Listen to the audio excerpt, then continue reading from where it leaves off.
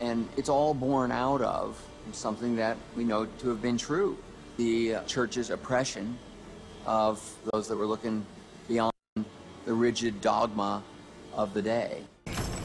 But as suggested in Angels and Demons, did Galileo really become the inspiration for a series of deadly cults whose members will stop at nothing to avenge him? Radicals who are dedicated to the notion that science is the only true God? Same image, forward and backward. Now that's common for a symbol like a yin and yang or a swastika, but that's a word. That Illuminati ambigrammatic symbol has been considered a myth for 400 years. In Angels and Demons, evidence suggests that the murderous attack on the Catholic Church is being perpetrated by an ancient secret society. Called the Illuminati, they are dedicated to the Church's total destruction. But did such a group exist? And if so, could they really have stayed undercover for more than 400 years? The Illuminati, the word itself means to be illumined or enlightened. The Illuminati can be found in various types of secret societies, almost cults. In pagan religions, the Dionysian cult, for example, was a secret type of cult, and one had to be initiated into the mysteries. We find, even in Christian circles, Gnosticism as a type of Illuminati, meaning that one can really know the truth of the universe by being enlightened. So the Illuminati, which we find in Dan Brown's Angels and Demons, refers really to those who are enlightened with knowledge, to know the secrets of the universe. According to Dan Brown's best-selling novel, the suppression and harsh treatment of Galileo by the Church was the chief motivation for many scientists, intellectuals, and philosophers to form the Illuminati. It is even suggested that Galileo himself was a founding member. There were people who held progressive ideas, heterodox ideas, and so if you had progressive ideas, you could hold those ideas, you could speak to like-minded people, and this is what Galileo did. I mean, Galileo did belong to a very public group of scientists, the Accademia delle Scienze.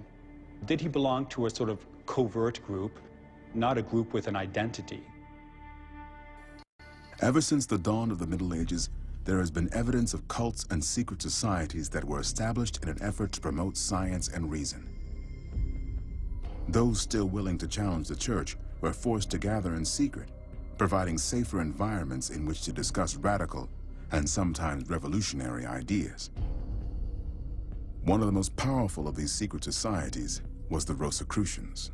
They were concerned with the reform of society, with the advancement of learning, particularly and specifically the areas of learning that the Church frowned upon, such as scientific experiment, and, of course, open debate. They were very much for democracy.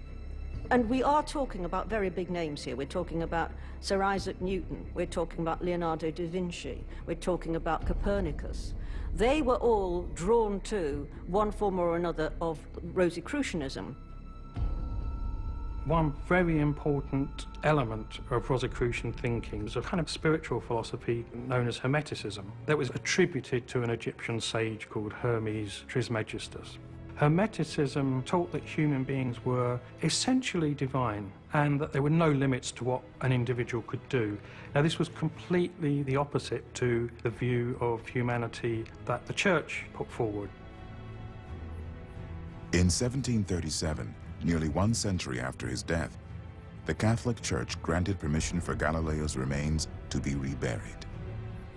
But as the body was being moved to a permanent crypt at the Basilica of Santa Croce, a scientist named Anton Gori secretly removed the middle finger of Galileo's right hand. The grisly relic would serve as an inspiration for future scientists and independent thinkers. It can still be seen today at the Institute and Museum of the History of Science in Florence, Italy. That ambigram, supposedly in the 16th century, some artist created it as a tribute to Galileo's love of symmetry. It was only going to be revealed when the Illuminati had amassed enough power to resurface and carry out their final goal. In Angels and Demons, it's the Illuminati that we're talking about, and conjecture plays a huge role Well, you start looking back at Illuminati, and it also stimulates you to understand the known history around the purported conspiracy. Who are the Illuminati? Is there hard evidence that such a group actually existed? The Illuminati were founded in 1776 by Adam Weishaupt, who was a professor of natural and canon law at a Bavarian university. He initially called them the Order of the Perfectibilists. The idea was to make people perfect inside so that they can then have an influence on the outside world and improve the world. And that was his intent. It wasn't specifically a religious group. It was a secret society, but it had political motivations.